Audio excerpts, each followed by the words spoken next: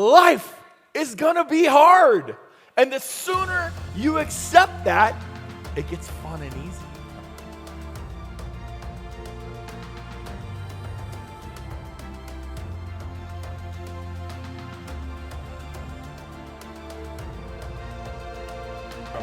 The key to getting from where you are now to where you want to be, one of them is energy. Write down that word. All capital letters in your notes. Energy. Energy is the key for breakthrough in your life. Think about it. How many of you ever done an open house and you just went through the motions, right? And we're on a listing appointment. You just kind of, here's this, here's the comps, and you didn't get the listing. How many of you, when you met your sweetheart, your husband, your wife, your significant other, did you put any energy into that?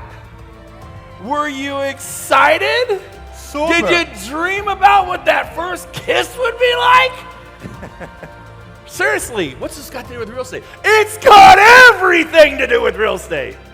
What does he mean? Listen to me. Amateurs show up. Anybody can show up. Pros, they do it again and again and again in their mind. I remember the first time I kissed my wife. Are we talking about this? Oh yeah, we're talking about this. And I'm qualified. We have 8 children. If you're young here and in love, my advice to you, throw caution to the wind.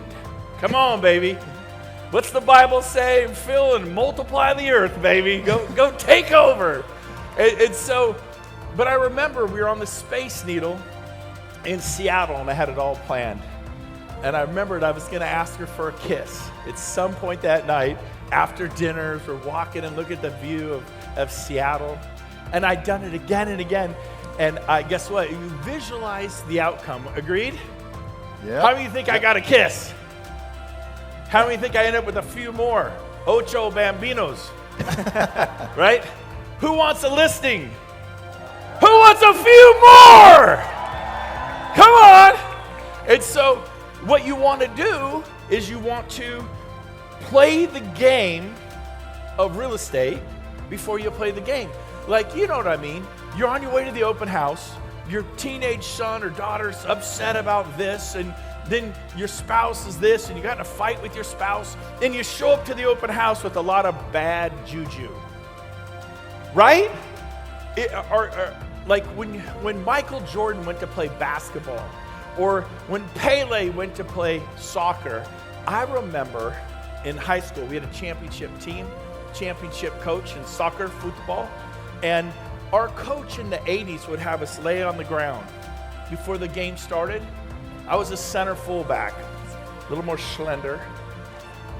6'2", 197 pounds, 7 fullback. If it was coming across the middle, it was coming off my forehead, guaranteed. And I've been knocked out going for balls coming across the middle, like gone. But here's the deal. He said, if you're a goalie, picture yourself flying through the air and stopping that ball. If you're a midfielder, you trap, turn, and pass to the outside. If you're a striker, you trap, turn, and then boom, volley it right into the net. And he had us do it again and again and again. The wing, you picture the cross going out to the corner. See yourself beating the defender, getting there, then bringing it back across the middle. We played the game before we ever played the game. And we completely dominated in soccer. And so what is kissing my wife and my high school football career have to do? It's got everything to do with real estate. Do you do the listing appointment hundreds of times before you ever go to the listing appointment?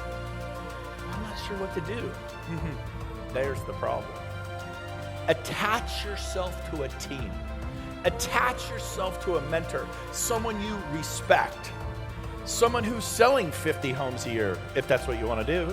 Maybe you only want to sell 20 homes a year, then fine, 20 homes a year, or 100. All my life, I look for mentors. I look for people to copy and emulate.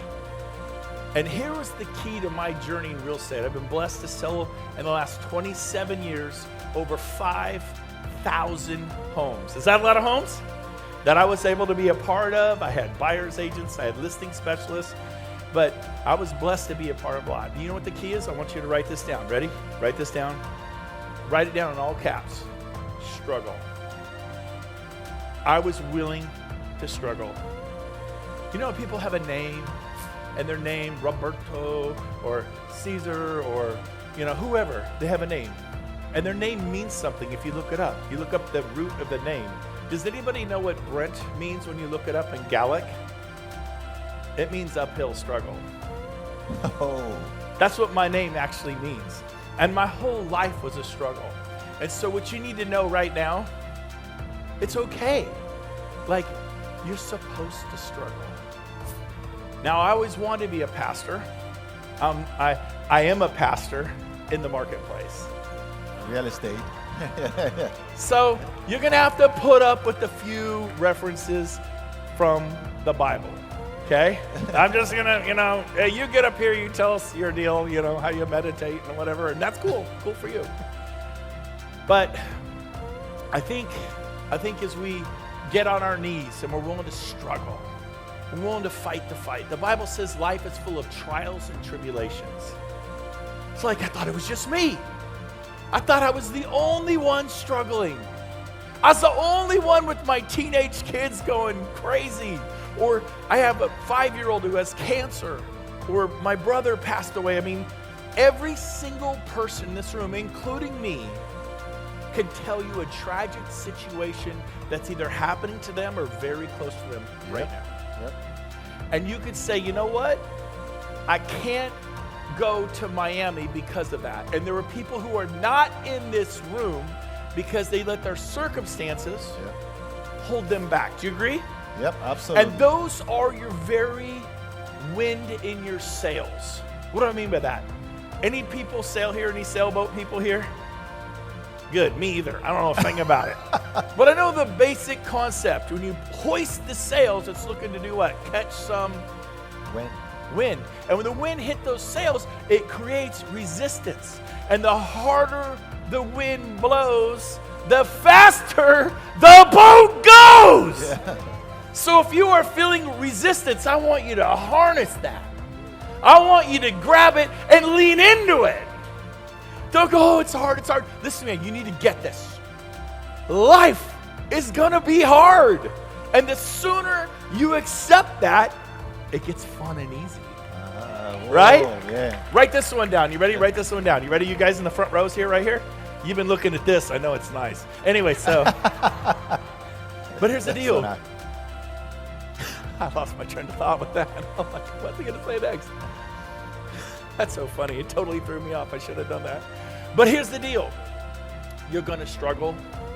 I think if I had to pick a word for my life, joyful? Yeah, I'm joyful. Excited? Yep. Energetic? Yep. You know the word though? Pick a word for you tonight. Not now.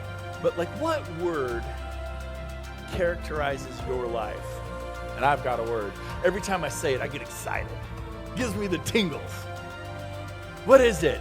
Visionary, conqueror. Here it is. You ready? Desperate. That's my word. Right now on the stage, and we moved to Puerto Rico because we're paying millions and millions and millions of dollars in taxes annually, and millions and millions and millions and millions, and we're like, this is crazy. So we left Northern California. We moved to Puerto Rico 3 years ago. Love Puerto Rico. I am Puerto Rican, baby. I love Puerto Rican. It's beautiful. Come see me. Come see me. But here's the deal.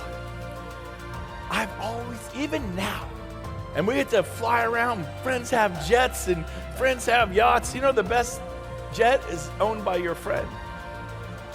The best yacht is owned by your friend.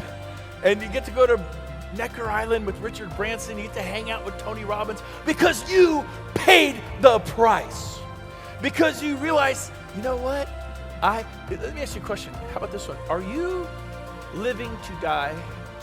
Your financial planners get you set up. Okay, by this time you can retire and you can just golf and fish and do whatever. Are you living to die or are you dying to live? What is it? Yeah. So what does it mean dying to live? Well, let me ask you a question. I don't know about you, Christmas morning's fun, like it, but I can't wait to see people get the gifts I give them. How do you like to, receiving's actually kind of hard. People give you money or they help you in your time of need and you're humbled and that's good. But how many of it is a blessing to give? Would you all agree?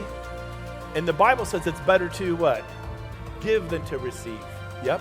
And so there's 3 things in life. Number 1, write this down, you're going to struggle. Number 2, it's going to require transformation. Number 3, you're going to feel significance. Struggle, transformation, significance. When you are being that example for your kids, when you're helping somebody else's family and helps their kids, when you're a leader and not a follower, write this down. You playing life small does not serve the world. Yep. Mother Teresa was tiny, wasn't she? But look at her, knighted by the Queen of England. Martin Luther King, he had a dream. And he said things that are fine today, but you didn't say in the 60s. See, little black boys and little white boys and little brown boys playing together. You didn't say that during the civil rights movement, but he said it because he had courage. Can I ask you a question? Do you have courage? Do you have a desperate desire for things to change? Are you willing to do something about it? Because I was.